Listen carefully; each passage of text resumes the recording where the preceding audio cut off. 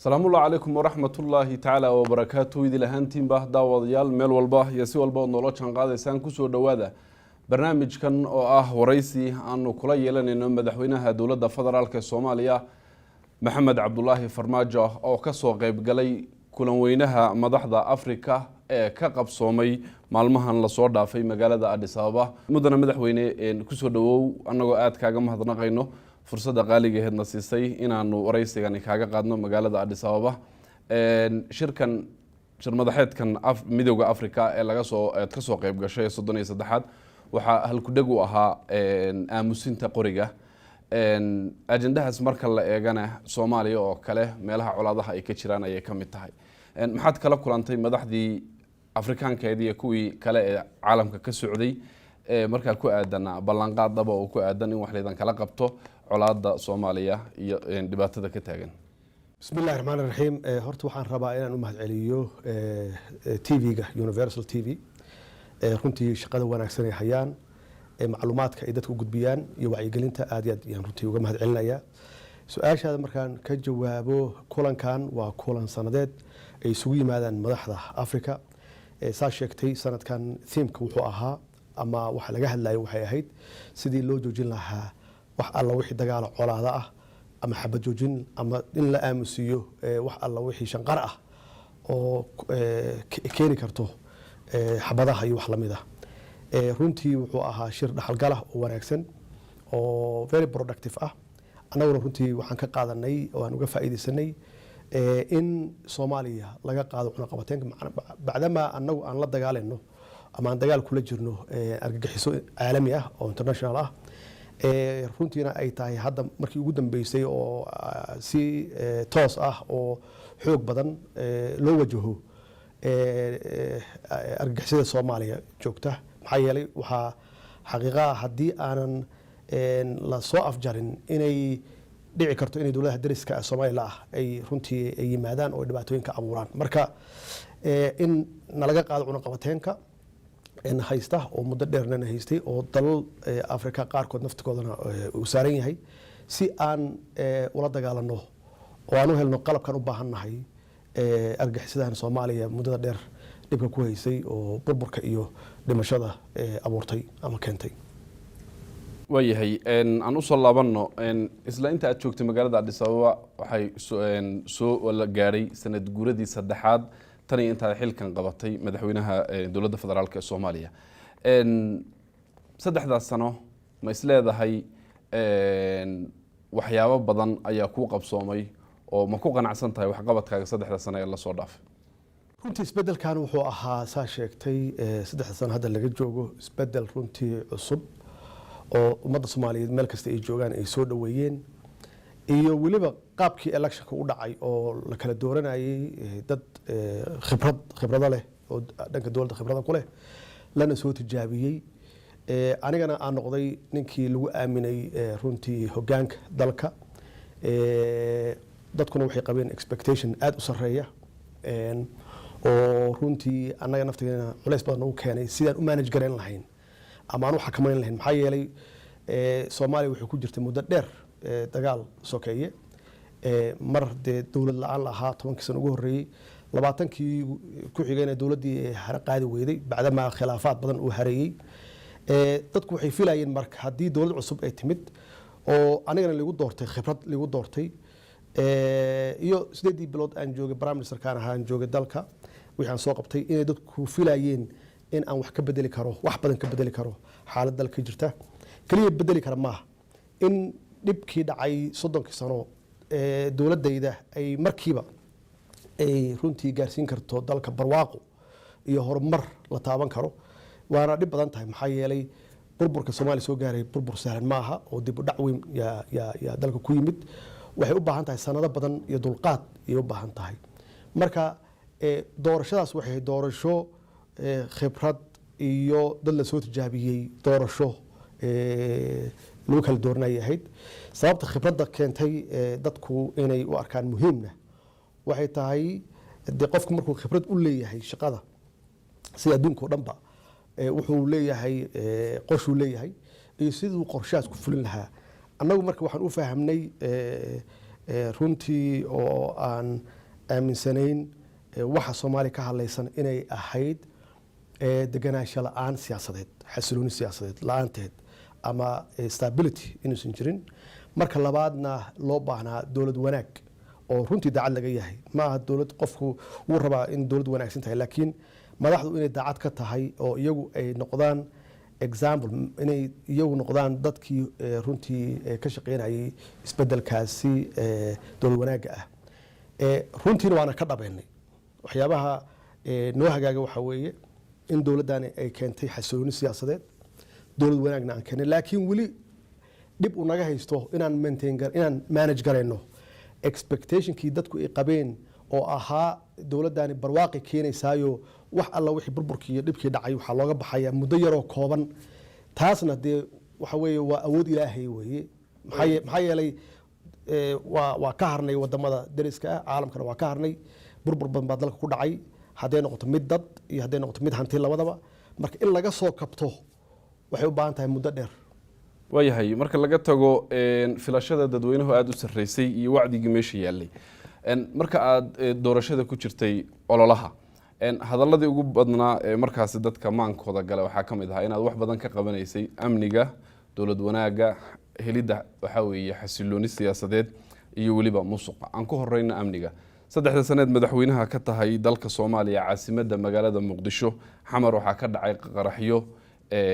naf badan galaaftay oo kii ugu dambeeyay Ex Control, Sobe, SYL iyo kuwa kaleba. waxaa kaloo hadaladii ololahaaga ku jirtay in aad caasimadda ka dhigi doontid mid amni ah, dadka wadooyinka aysan shacabka loo furi doono, isla markaana aad si weyn markaasi tallaabo uga qaadi doontid al-shabaab. filashada ka sokow, dhinaca amniga ma isleedahay intaa in ka badan baad qaban kari lahayd oo aad ka gaabisay? xaqiiqatan cadowga aan la dagaalayno horta waa cadow argagixisa ama terrorist ah. ma aha cadow aad arkayso meesha uu fadhiyo ama aad wajahayso ama kusoo weerarayo, toos kusoo weerarayo ama aad weerarayso oo meel ku ogtahay. ma aha, waa cadow dhuumaalaysanaya oo dadka ku dhex jira. xaqiiqatan waxaan ku guulaysanay in iska horimaad aysan dhicin, ay uga hor yimaadaan ciidankeena geesiyaasha ah. laakiin dhuumaalaysigoodu inuu keenay inay soo qariyaan qaraxyo oo ay ku qarxiyaan meelaha bulshada ay joogaan ama dadku u badan yahay, halkaasoo ay ku waxyeelayaan dad runtii aan waxba galabsan, caruur, dhalinyaro, duqey, dumar, cid walba leh. taasna runtii meel walbay ka dhacdaa. annaguna waxaan isleeyahay cadowgaan aan la dagaalamayno wuxuu soo jiray muddo 10 sano iyo ka badan uu soo dhismayay. meesha aan ku leeyahay dalku wuxuu u baahnaa xasilooni siyaasadeed waxay ahayd in dowladda markaas qabata qorshaheeda dhigata, kadibna qorshaheeda fulisa. waxay u baahan tahay waqti, laakiin waxay ka faa'iidaysteen iyagu dowladihii aniga iga horreeyey oo runtii soo badbedelayay, oo runtii khilaafaadka u hareeyey, oo sanad walbaba la keenaya barnaamij cusub iyo dowlad cusub. intaasi dib u dhac dowladda ku dhacaysay iyagu waxay ka shaqeynayeen sidii ay u horumarin lahaayeen aqoonta qaraxyada, dhuumaalaysiga, inay dadka kusoo dhex dhuuntaan, intelligenciga iyo waxyaabo la mid ah. marka waxyaabaha aan runtii aan aaminsanahay aan ku guulaysanay waxay tahay inaan yareynay qaraxyadii, aan aad u yareynay marka loo fiiriyo dowladdii aniga naga horreysay oo qaraxyadu ay ahaan jireen usbuucle way ahaan jireen. haddana marmar waxaa laga yaabaa inay dheeraato aan la arag qarax. waxaa keenana ay tahay in aan tababar wanaagsan siinay ciidamadeenna, in moralkooda kor aan u qaadnay oo aan xuquuqdooda siinay, ay feejigan yihiin inay difaacdaan shacabkooda, ay difaacdaan. la dagaalanka argagixisadu waxay qaadataa muddo aad u dheer iyay qaadataa. annagana runtii waa bilownay. maxaa yeelay ka sokow xasiloonida inaan helno waqti aan ku fakarno, aan qorsheenno oo la wada shaqeeyo. waxaa ku xigta dowlad wanaag oo naftigeeda ah in aan dakhligii kor u qaadno oo mushaaraadkii kulli aan bixinno. marka intaas marka laisku daro waxaan isleeyahay muddo yar gudaheeda insha allah waa kusoo afjari doonaa cadowgan dadka dhibay. hadalkaaga qaab dhismeedka dawliga uu sii jiray, madaxdii iyo xukuumadaha unbaa isbedbedelayay. haddii ay dhammaato in waqtigaaga uu dhammaado ood ka tagtid oo kale, ama mar walba ma ma waxaad isleedahay ninkii yimaadaba eber buu kasoo bilaabayaa sida dhinaca amniga oo kale la dagaalanka ma weysan jirin qaab dhismeed jira oo kolba waxa weeye isbedelka yimaada uusan saameynin waa su-aal wanaagsan wadanba wadanka uu ka leeyahay continuity uu dowladdiisu ay isdaba joog tahay waa ka horumar badan tahay dowladaha isbedbedela maxaa yeelay marka aan dhanka dhaqaalahan ka fiiriyo haddii la rabo in lagu maalgashado waxaa la fiirinaya deganaanshaha dowladdaas inay tahay dowlad kula dhammaystiri karta mashaariicdii la bilaabay iyo shaqadii la bilaabay iyo dowlad heshiiskii la galay fulin karta laakiin haddii uu jiro isbedel joogto ah cid ku maalgashanaysa ma laha waxqabadku naftigiisa waa saa sheegtay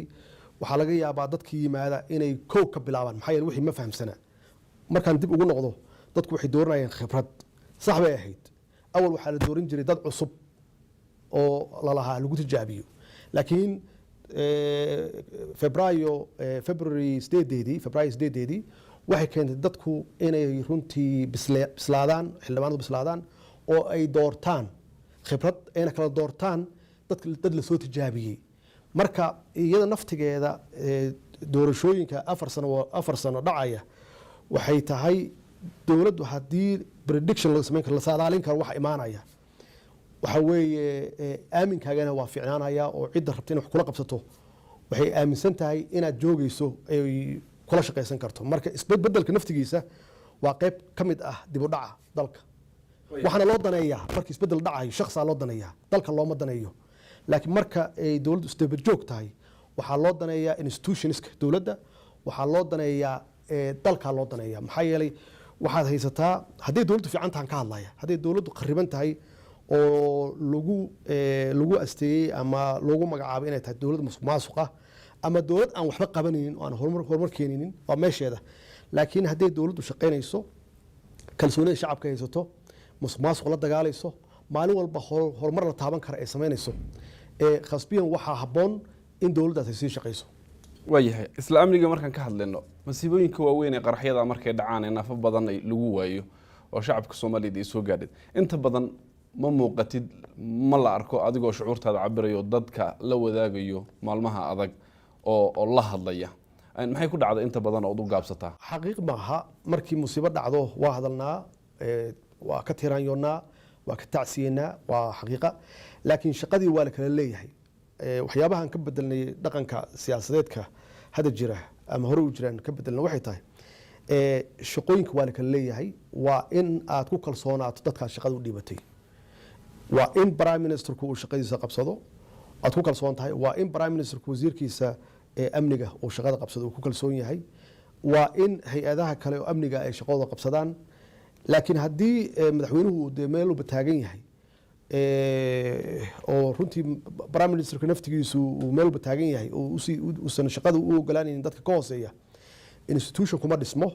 waxaan abuurmaya runtii iska horimaad iyada naftigeeda maxaa yeelay haddii kalsooni aysan jirin wada shaqayn ma jirto marka anigu waa ku kalsoonahay xukuumadeyda prime minister waa ku kalsoonahay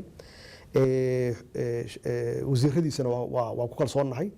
wixii tabar ah waa meesheeda hadday tahay dhaqaale iyo hadday tahay capacity waa meesheeda laakiin waxaan aaminsanahay shaqadii loo idmaday inay sidii loogu talagalay u hayaan maamul wanaagga waxaa sal u ah sidoo xukuumadda ama dowladdaas ay uga madax bannaan tahay musuqa 3 sanaba waxaad soo bixiseen ku soo bixiseen listiga koobaad dhinaca musuqa ay hay'adda Transparency International ay soo saarto musuqana waxay ahayd ololahaagii waxyaabaha wax badan ka qaban doontid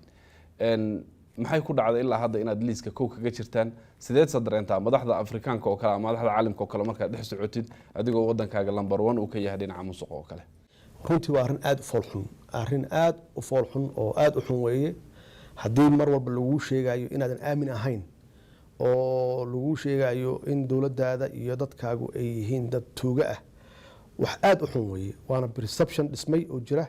keligeedna ma aha waxaa qayb ka ah oo nala mid ah dowladaha runtii burburka iyo colaadaha iyo dagaalada sokeeye soo maray ama ku dhex jira yaa nala mid ah maxaa yeelay systemkii yaa burburay oo wax lagu ilaalinayo lagu korjoogteynayo yaa lumay markuu systemka lumana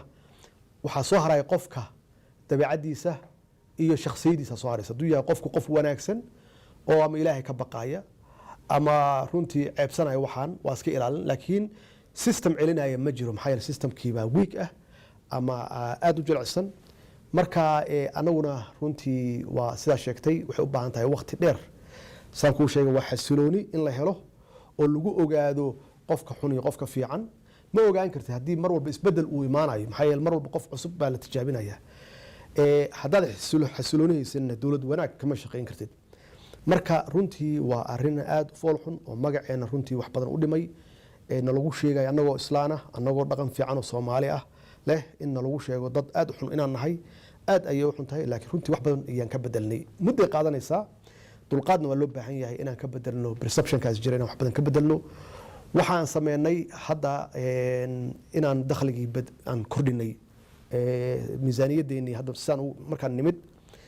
aan laba jibaarnay waxay ahayd 200 milyan wax ka yar ayay ahayd haddana 400 iyo wax dheeraada ayaan hadda gaarsiinay labo waxaan xakameynay kharashaadka sidii loo bixin lahaa iyo qaabka lagu bixin lahaa inay tahay qaab budgetka ama miisaaniyadda ku jirta aysan ahayn qofka wuxuu ku riyoonayo ku soo kaco subaxdii wuxuu rabo ka sameynayo taasna runtii waxa ay noo suurto gashay in aan hay-adaha dowladda aan reform ku sameyno marka la fiiriyo dhanka amniga kow marka la fiiriyo oo aan xaqiijinay askariga ama sarkaalka inuu yahay sarkaal dhab ah ama askari dhab ah oo howlgallada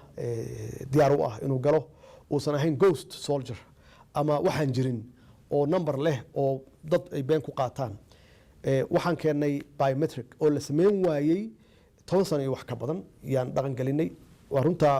runoo culays badan baa nooga yimid laakiin waa ku adkeennay in askari walba si uu xuquuqdiisa u helo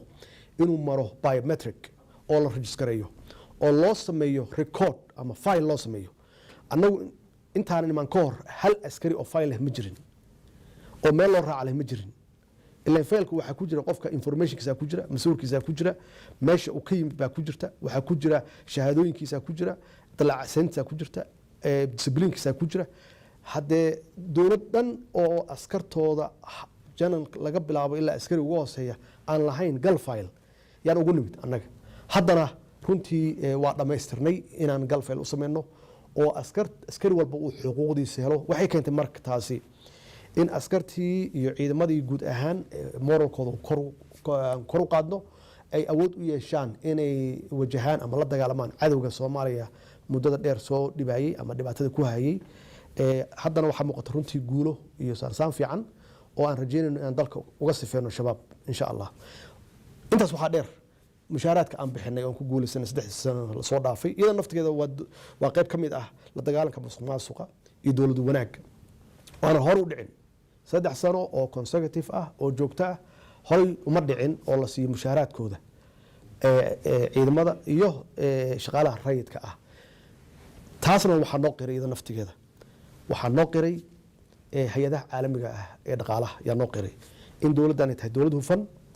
oo la aamini karo taasaa waxay keentay marka in deen cafis u yimaado in aan rajo u yeelano in lacagana la amaahin karo ama deeqa aan heli karno aan dalkeenu ku horumarino runtii dalku meel fiican buu ku socdaa rajaduna waa fiicanta musuqa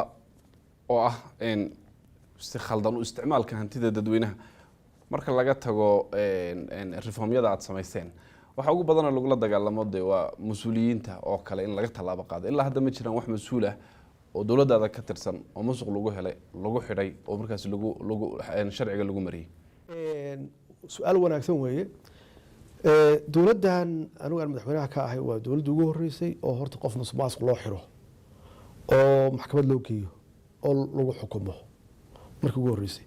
fari kama qodna runtii waxay u baahan tahay waqti dheer iyo u baahan tahay maxaa yeelay waxaad u baahan tahay inaad system sadgarayso systemka aad diyaarinaysidna keliya ma aha system dhaqaalaha lagu xakameeyo ku takrifalkiise waxa weeye xeer ilaaliyaasha CID-da maxkamadaha waxaasoo idil waxayna u baahan tahay waqti lagu dhiso institutionska anagu runtii daacad waa naga tahay in dalka musuqmaasuqa aan ka tirtirno oo aan la dagaalano daacad waa naga tahay laakiin meesha waxaa taala tabar yaa jirta dadkii waxaa la rabaa in capacity-goodii iyo aqoontoodii la kobciyo waxaa loo baahan yahay wacyigoodii kor in loo qaado oo la tuso haddaadan ilaahay ka baqin waxaad aadaysaa xabsi. musuqmaasuq waa wax xun oo dadka wacyigoodii aan kor u qaadno, culammadu iyagoo naftooda qayb ka qaataan in hantida dadka ka dhexaysa isticmaalka shakhsi u isticmaalayo si aan wanaagsanayn oo ku tagrifala inay tahay dembiyada ilaahay uusan cafin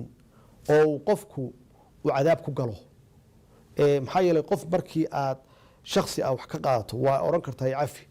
laakiin ummad aan dhalan, ummad indhala, ummad dhagala, ummad curyaamiina, nooc walba leh aad ka qaadatay oo milyanis ah yaad weydiistaa cafis. marka runtii waxaasoo dhan waxay u baahan tahay wacyigelin dhan walbaba ah, dhankeenna iyo dhanka culummada iyo bulshada naftigooda inay fahmaan si dowlad wanaagsan oo horumarsan loo helo in hantida ummadda ka dhexaysa oo loogu talagalay in dalka wax lagu qabto aysan gelin shakhsi jeebkiisa. waayahay dhinaca kale aan u leexano. 3 sano ee joogtay waxa weeye kursiga ugu sarreeya ee dalka Soomaaliya, maamul goboleedyadii oo dhan waxaa muuqata inaad maamul goboleedyada qaar inaad isku dhacdeen.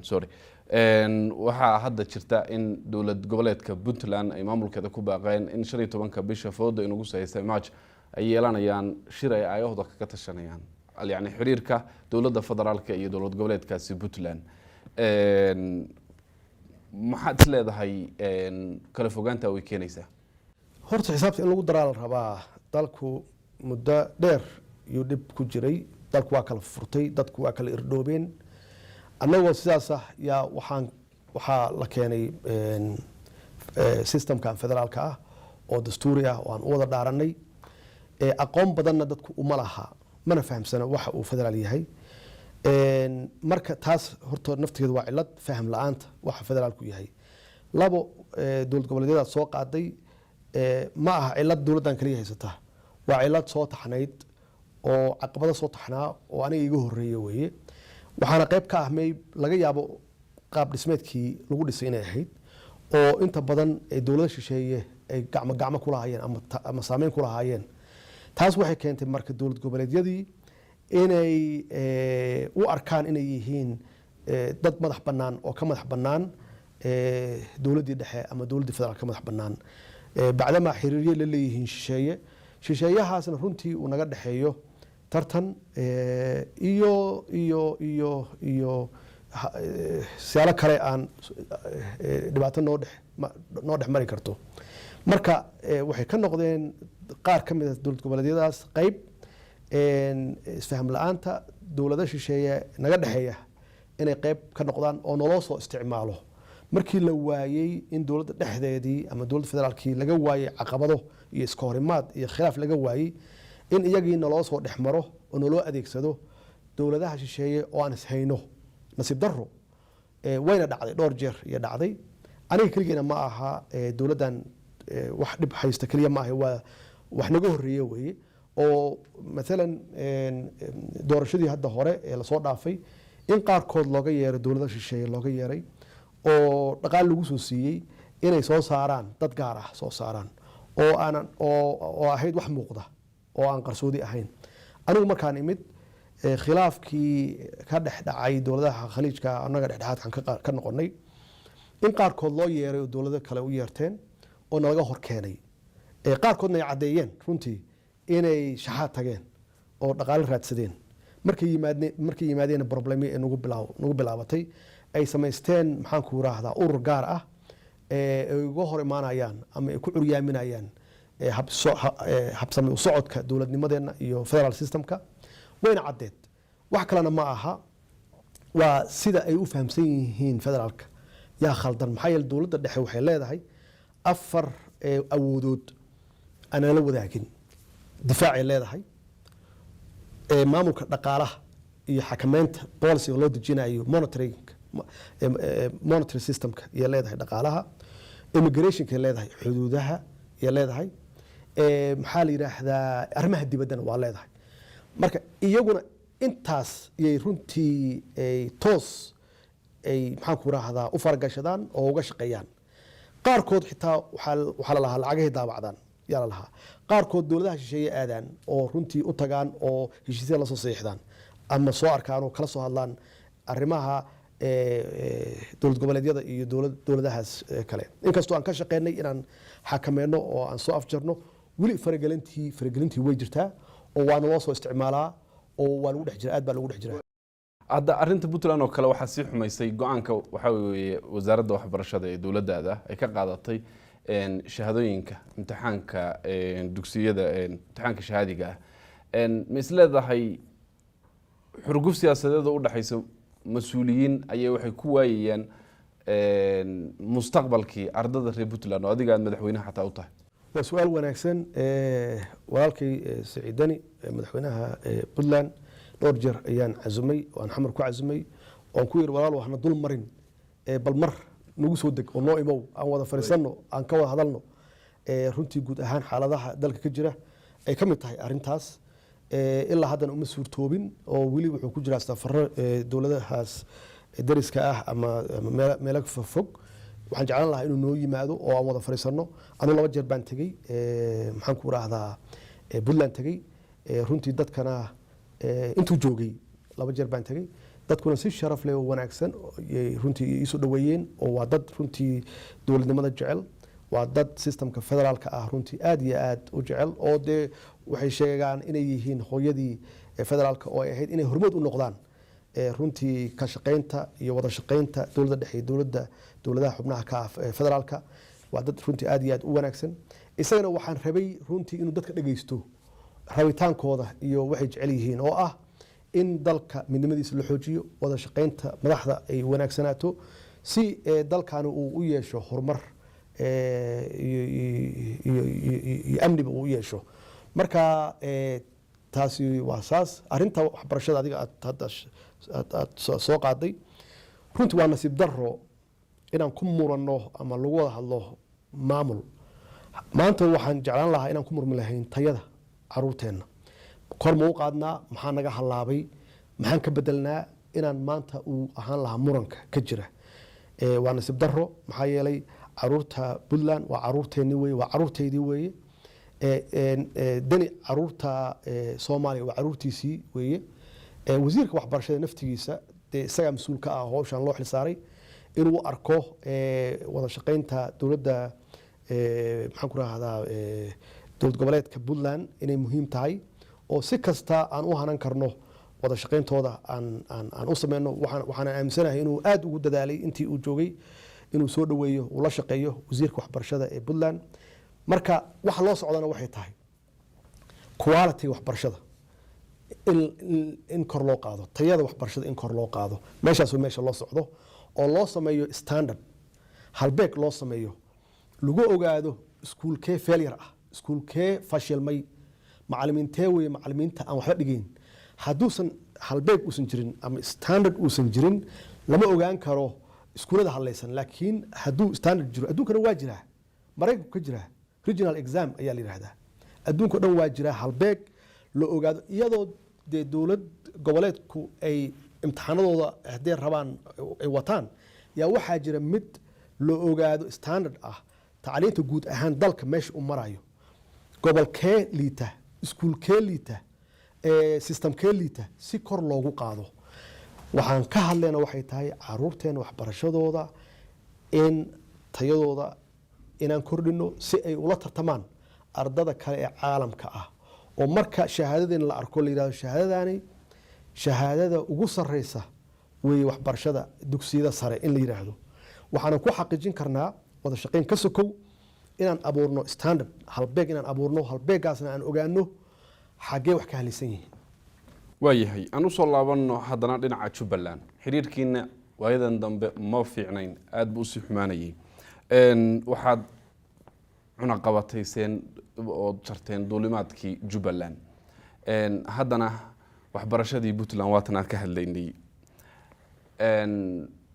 Jubbaland oo kale ciidamo ayaa la geeyay gobolka Gado ciidamadaas waxay dadku arkaan in gobollo iyo deegaano nabad ah ay dowladda federaalka ku duushay iyadoo markaas xal u helila oo sugila nabadda wadada gobolka Banaadir ama Jowhar iyo Afgooyo oo kale wadadeedii oo wali amni aan ahayn in Gado la tago dad badan waxay arkaan faragelin iyo duulaan ku socota maamulka Jubbaland arrintaas maxaad kaga jawaabaysaa runtii waana sibero waa waxyaabaha aan rabno inaan bedelno perceptionka ah fahamka siyaasadda inaan bedelno ama habdhaqanka siyaasadda inaan bedelno oo loo arko dowladda federaalka inay tahay dowlad ka baxsan foreigner in loo arko dowlad shisheeye in loo arko habdhaqankii jira wuxuu ahaa dowladihii dariska ahaa yaa runtii saameyn ku lahaa dalka Jubbaland markaad tiraahdo iyo meelo badanba markay soo galaan dowladaha dariskana waa okay waa wax wanaagsan markii dowladda federaalka ahayd oo mas'uulka ka ahayd ay tiraahdo xuduudaha yani ilaalinayna amnigiisa waxa soo galaya wax baxaya waxa way faragelin bay samaysay waa dhaqanka aan rabno inaan bedelno dowladda federaalka iyada ka mas'uul xuduudaha waana wax dastuuri ah waa dhab in awoodeena aysan marmarka qaarkood aysan gaaraynin waa laga yaabaa laakiin waa inaan isku dayno in xuduudaha dalka laga soo galayo bari iyo badba in dowladda federaalka bacdama ay tahay iyada awoodaheedii qayb ka mid ay tahay inaan ilaalino iyo inaan bedelno perceptionka ah Kenya haddii fargelin lagu samayso waa okay dhib ma laha Kenya maxaa ka galay Jubbaland iyadu maxaa ka galay Kenya shaqo kuma laha Jubbaland shaqo kuma laha fargelin kuma samayn karto waxa naga dhaxeeya arin badda naga dhaxeeya arintaas badda ahna runtii meel kasta u maraysaa sidii ay saameyn ugu yeelan lahayd ama leverage ugu yeelan lahayd Jubbaland anagana ma dooneyno Jubbaland inay u ekaato wax runtii naloo isticmaalo dhibaatada Soomaaliya loo isticmaalo ma ogolaanayno cidii ka shaqeynaya ama facilitate garanayana waxaan u aqoonsanaynaa inuu yahay qof aan ka shaqeynin danta Soomaaliya aan ka shaqeynin marka annagu waxaan u taaganahay oo naloo dhaariyay difaaca dalka naloo dhaariyay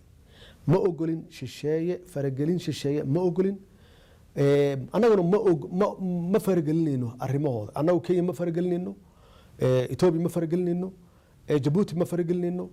iyo wadamada kale oo ma faragelinayno oo mana doonayno inay noo arkaan inaan runtii aan ku sameynayno faragelinta noocan oo kale mana aqbalayno in loo isticmaalo dowlad goboleedyadeena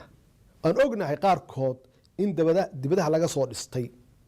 oo igad loo soo xil saartay dhismahoodii ma garatay in ay noqdaan caqabad lagu dhibo dowladda dhexe habsocodka iyo horumarkeeda iyo mustaqbalkeeda lagu carqaladeeyo ma ogolaanayno dowlad goboleedyada aan raalliga ka ahaynana xiriirka wanaagsan idan la yeelanin inaad go'doomisaan mararka qaarkoodna aad ku duushaan waxa madaxdii qaranka oo kale socdaaladooda oo kale inaad xanibtaan ficilada noocaas oo kale markii la eego madaxweyne ma wada u muuqanaynin nin awoodda isku soo koobayo oo la soo baxaya waxa weeye dhaqamadii waxa weeye keligii taliska oo kale fiiri meesha wax ka xalisin waa meeshaas waay meesha wax ka xalisin waxay tahay waxaan la fahamsanayn systemka aan haysano oo federaalka la aaminsaneyn dadka hadalladaas ku hadlaya waa meesha annaga aan ka soo galnay siyaasadda oo aan dhiig joojinta ka sameynay inaan bedelno faragelinta shisheeye oo aan soo celino sharafka iyo karaamada dowladda Soomaaliyeed iyo ummadda Soomaaliyeed dalkan Soomaaliya meesha ay joogto kuma gaarin iyada dhexdeeda khilaafaad kaliya ka yimid ma ahayn waxay ahayd wax designed ah qorshaysan oo dibadaha uga yimid Soomaaliya inaysan xana qaadin inaysan socon waxaana loo soo adeegsaday iyada dhexdooda la soo adeegsaday awal waxa la soo adeegsan jiray prime ministerka iyo madaxweynaha iyo prime ministerka la soo adeegsan jiray oo mar walba laga abuuri jiray khilaafaad anagu waa fahmnay khibradeena waxayna fahamsiisay in dowladda dhexe ay isku duubnaato meelna aan laga soo gelin si dalkaani uu u hana qaado uu u socdo oo aan uga leexno jidadkii hore loo qaadi jiray oo khaldanaa markii taas aan ku guuleysanay yaa waxa nalooga dhigay caqabad dowlad goboleedyadii caqabad nalooga dhigay qaarkood nalooga dhigay marka laga hadlayo dowlad goboleedyada runtii in la isku qaada maaha kulligood waxaan ka hadlayna waxa weeye waa hal way laga yaabaa hadday u badato waa laba laga yaabaa inkastoo dee weli Jubbaland ay muran taagan tahay oo electionkii dhacay annagu aan aqoonsan aanan waxba kama jiraan way marka macquul ma aha in la yiraahdo dowladda dhexe waa inay maxaan ku raahdaa siyaasadeedu ay xaliso problemyada dhan wax dhici kara maaha way jiraysaa hal ama labo ka aragti duwan waa jiraysaa oo adduunka ka jirtaa halka ka jirtaa Ethiopia ka jirtaa kenya ka jirtaa maraykanka hadda aad arkaysaan impeachmentiga ka socda waxaan arkaynay hadda ingiriiska wixii ka socday way imaanaysaa kala aragti duwanaansho dhanka siyaasadda ah laakiin macnaheeda ma aha burbur ma aha iyo in loo arko in la kala tagayo ma aha arrinta adiga aad sheegtay marka oo annaga ku shaqeyno hadda adiga aad afkaaga ka dhawaajisay annaga waxaan ku shaqeynaa waxa dastuurka waafaqsan oo ah madaxweynuhu waa head of state waa liidarkii dalka weeye wuxuu u xil saartay arrimaha fulinta ra-iisul wasaaraha iyo xukuumadda waxaan ku siiyey awood yaan ku siiyey sidii haddee sida la ogyahayna dowladihii iga horreeyey waa muuqatay runtii in faragelin badan iyo dhib badan ay ka jiraan xafiiska madaxweynaha iyo xukuumadda ay ka jiraan taasi hadda 3 sano lasoo dhaafay taasi ma jirto oo waxaan u siiyey xukuumadda awood buuxda inay hawshooda qabsadaan taas waxay caddeynaysaa marka inaan u dhaqaaqnay dhankii dimuqraadiyadda marka kala talis maaha dhankii dimuqraadiyadda ilaalinta dastuurka iyo sharciga cid walba inay hawsheeda qabsato aniguse aan gadaal ka taagnaado oo aan talada bixiyo wixii khaldanna aan saxo waxaa soo hartay arrimaha dowlad goboleedyada waxaan nagu socday muddo dheer fargelin haddana waa nagu socotaa dowladaha dariska qaarkood waxay nagu hayaan kenya ay kow ka tahay fargelin iyo nagu haysaa taasi shaki kuma jiro oo waxay rabtaa leverage inay ku yeelto soomaaliya ha ahaato arrimaha badda xuduudda badda isku haysano oo hadda maxkamadda taalla warqadaan u qornay aan leenahay naga joojiya fargelinta aad nagu haysaan etoobiya waxaa naga dhexeeya wada shaqayn fiican oo waxay joojisay dhaqankeedii hore oo ahayd inay u yeerato dowlad goboleedyada inay la shirto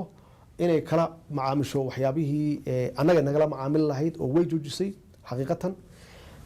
kenyana waxaan runtii aan faraynaa ama aan fartiin u diraynaa inay joojiso faragelinta maxaa yeelay ma ogolaanayno annaguna ma rabnaan faragelino arrimaheeda gudaha iyaduna arrimaha jubbaland iyo arrimaha soomaaliyana ma ka ogolaanayno inay farageliso waxaan rabnaa inaan yeelano calaaqaad ku dhisan is-ixtiraam iyo wada shaqayn laakiin iysan ma ogolaanayno inay noqoto hal dhinac oo keliya marka waxaan diidnay wax kale meeshan ma yaalaan waxaan diidnay inaan ku shaqeyno wax ka baxsan dastuurka yaan diidnay dowlad goboleedku wuxuu siinayaa awood yuu siinayaa oo iyagu ay leeyihiin dowladda dhexeena waxay leedahay awood gaaray leedahay waxaa jira awoodo noo dhexeeya aan wada leenahay xuduudaha annagaa iskale hadday tahay cirka hadday tahay dhulka wax una qabateen la yidhaha ma jiraan waa inaan ogaano waxa soo galaya dalkeena soo galaya inaan ogaano oo meeshii immigration u joogo haddii marka maamulkii uu yidhahdo immigrationka ma rabo ma soo galayaan oo ma imaanayaan wixii dowladdu ay lahaydna ma ogolaanayno oo waa iska celinaynaa khasbiyan marka waa inaan helno some mechanism qaab farsamo inaan helno aan ku xaqiiqsano waxa soo galaya iyo wax ka baxaya inaan ogaano dowladdani runtii waxay ka shaqaysay inay soo celiso sharafka iyo karaamada ummadda soomaaliyeed iyo ka shaqaysay waxaan horumarinay wada shaqaynta dowladaha shisheeye aan leenahay waa jiri karaan dowladda dee aanan runtii wada shaqayn fiican in naga dhexin waa jiri karaan ay kenya ka mid tahay waayahay dowlad goboleedyadii aan waxa weeye idin hogaansamin oo kale hadda jubbaland oo kale doorashadii maamulka halka ka jira ma aqoonsanidin halkan wuxuu noqonayaa in ciidan la dulgeeyo oo la weeraro haddii wax kale la waayo arrimaha xuduudaha aad sheegtay waxay ahayd arrimahan ka soo daahnay ay ahayd dowladda dhexe inay qabato maxaa yeelay waa meesha wax ka soo galayaan iyo meesha wax ka baxayaan wey waana wax runtii dastuuriyan ah waa awoodaha dowladda federaalka ee leedahay ma aha wax cusub aan ku dayeyna ma aha marka waxaa loo baahan yahay in la fahmo arinta jubbaland waa arin qadiyad bad ah wey fiiri in la fahmaa la rabaa iyo inay dowladda kenya ay soomaaliya ku yeelato leverage wax la yidhaahdo saameyn inay ku yeelato markii ay hesho meel ay naga gacmo maroojiso inaan idhaahno waayahay arrimaha badda aan ka wada hadalno taasna aniga ma aha wax awooddeed aan leeyahay baddaas iyo khayraadka ku jira waxaa iska leh ilmo soomaaliyeed oo aan hadda dhalan yaa leh anigu cidna ma siin karo cidna kalama xaali karo arrintaas maxkamaday taallaa maxkamadaas yaan ku go-naa wixii ka soo baxa kenyana uma isticmaali karto arrimaha badda arrimo siyaasadeed ee gudaha waana taasna waa runtii waa wax nasiib darro ah. waayahay doorasho ayaa dalka ka dhici doonto doorasho hal qof iyo hal cod ah sanad ayaa idin dhiman waxaad ku soo moodeen adiga iyo xukuumaddaada iyo ra-iisul wasaarahaaga inaad soo wada shaqayseen oo xasilooni siyaasadeed inaad gaadheen doorashadan adi ahaan mise soo sharaxi doontaa xagga ra-iisul wasaarahaaga oo kalena ma noqon doontaan waxaa weeye sida hadda tiim aa u tihiin inaad tiim uga soo wada qayb gashaan doorashada soo socota? runtii waxaan bogaadinayaa aan u hambalaynayaa aqalka labada aqal golaha shacabka iyo aqalka sare sida ay usoo ansixiyeen ama ay usoo gudbiyeen sharcigan. runtii sharcigan waa sharci taariikhi ah oo muddo 50 sano ka badan ay ahayd markii ugu horeysay noqon doonto markii ugu horeysay shacabka Soomaaliyeed ay u dareeraan sijooyinka ay u dareeraan oo qof walba uu codkiisa siiyo xisbiga uu rabo inuu isleeyahay dalkan waa badbaadin karaa ama shakhsiyaadka ay rabaan ay u arkaan dalkan inuu maslaxadiisa iyo dantiisa ka shaqeynayo. waxa weeye waa awood usoo korortay shacabka Soomaaliyeed oo muddo dheer laga hayay weeye. waan ku faraxsanahay anigu inaan taariikhdan aan qayb ka ahay ama aan hadda u ahay madaxweyne hoggaan u ahay inaan gaarsiino shacabka Soomaaliyeed qof iyo cod dastuurka ku taala waa wax dastuuri ah waxaan ka talaabsanayna ma aha. runtii 2017 electionkii ahaa ergooyinka ma ahayn wax waafaqsan sharciga dastuurka ma ahayn kii ka horeeyana ma ahayn. marka aad iyaan runtii ugu faraxsanahay in shacabka Soomaaliyeed ay u helaan awoodooda loo soo celiyo ay u dareeraan doorashooyin. anagu xisbi yaan sameynaa insha Allah haddii la yiraahdo xisbigana wuxuu noqon doonaa xisbi dowladda prime minister aniga aan ku madiisanahay insha Allah haddii la yiraahdo. xisbiyada kalena waxaan u rajeynayaa iyaga naftooda inay ka qayb galaan oo ay dadaalaan si ay dalkan u noqdo dal runtii la jaan qaadi kara siyaasadaha casriga ee adduunka ka jira oo multi party system la yiraahdo ama qof iyo cod la yiraahdo qofkii ku soo baxana ama xisbi ku soo baxana uu dalka hogaamiyo. dhinaca kale haddaan ka eegno dhawaantan waxaad saxiixday intaadan magaalada Addis Ababa shir madaxeedkan aad ka soo qaybgelin sharcigii qodista shidaalka ama batroolka ood soo saxiixday. maxaa kugu dadajiyey iyadoo institutionadii dalkaba aysan dhisnayn dowladdii lagu adag aysan ku taagnayn inaad heshiiskaas soo saxiixdo? heshiiskani wax muddo dheer yuu soo socday. waxaan la rabaa waxa in la bilaabo wax walbana waxaa la rabaa meel inay ka bilaabato. anagu marka waa bilaawgii weeye hawshan umana daynayno dad dambe inay ka shaqeeyaan maxaa yeelay annaga hadda annaga joogna oo sharcigan ay tahay inaan xoogga saarno inuu lasoo ansixiyo oo anigu aan saxiixo. shaqo badan yuu u baahan yahay. batroolka ma aha wax hadda la qodayo ama biri la qodayo ma aha waa muddo dheer yuu u baahan yahay. tan waa bilaaw marka insha Allah waxaan rajeynaynaa hadduu Ilaahay yiraahdo in inta harsanna la dhameystiro hadduu mustaqbalka waayahay. dhinaca gobolka aan u imaanno markii labaad ayuu ahaa markii saddexda hogaamiye ee adiga ra-iisul wasaaraha jamhuuriyadda dimuqraadiga federaalka Itoobiya Abiy Ahmed iyo Isaas Afwerki madaxweynaha Eritrea aad kulantaan. Asmara ayaa kulankiina ugu dambeeyay ahaa. waxaad January 2018 waxaad gaarteen waxa heshiis saddex geesood ah. ma isleedahay waxay ka xanaajinaysaa madaxda kale iyo gobolkan wax ka sokeeyay igad inaad aasaasaysan ma loo qaadan karaa? waa su'aal wanaagsan. hadda kulankeena hadda ugu dambeeyay oo aan ku qabanay meesha Asmara la yiraahdo runtii wuxuu ahaa kulan aan aad wax badan aan isla jexjeexnay. waxaa ka mid ahaa in dowladda Djibouti la soo geliyo hawshan oo aan looga maarmin. anigana aad iyo aad hawshaasi uga shaqeeyay oo uga hadlay in loo baahan yahay dowladda Djibouti inay qayb ka tahay. anagu haddii aan qayb ka sii ahaanayno maxaa yeelay Djibouti waa dowlad walaalaheena ah runtiina aan u baahannahay in ay muuqato inay doorkeeda u muuqdo geeska Afrika. waayahay waxaa taagan muran u dhaxeeya labada dowladood ee Djibouti iyo Kenya ee ku aadan hanashada kursiga ama xubinta aan joogtada ahayn golaha ammaanka ee qaramada midoobay labada dalba waxay sheeganayaan abaal inay ku leeyihiin aasaasidii dowladdan shirarkii dib u heshiisiinta ee markaasi dhacayay labadoodaba ciidamo ayaa ka jooga Amazon haddii kursigaasi iminka u muuqday in African Unionka ay la rabaan Kenya Djibouti ay ku doodayso in ugu yaraan 2 jeer ay Kenya hore u qaadatay kagana dambeysay mowqifkiina xaguu noqonaya su-aashan waa su-aal aada sahal u ah Djibouti waa dad waalehnaa kursigoodana waa kursigeena weeye codkoodana waa codkeena hadda African Security Councilka Peace and Security Councilka waxay ahayd annaga iyaga inaan ku tartanno Ethiopia iyo Sudan ay tartamaan Sudan iyo Ethiopia waa tartameen Ethiopia heshay Sudan baan haysay marka waxa la sugaya annaga iyo Djibouti inaan tartanno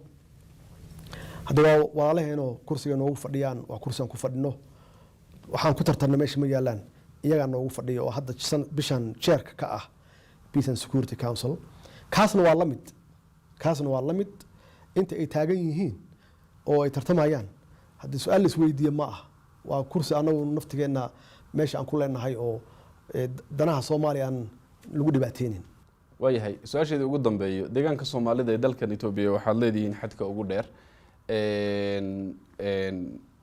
wali ma sidoo aragtaa isbedelka ka dhacay hadda maamulka cusub uu ku yimid ma rajaynaysaa inaad jigjiga imaatid madaxweynaha deegaanka Soomaalida Mustafa Maxamed Cumar ma is aragteen intuu xilka hayay ma wada hadasheen arrimaha bal Mustafa waa wada hadalnay waan is aragnay intuu xilka hayay runtii shaqo fiicanna waa hayaa oo runtii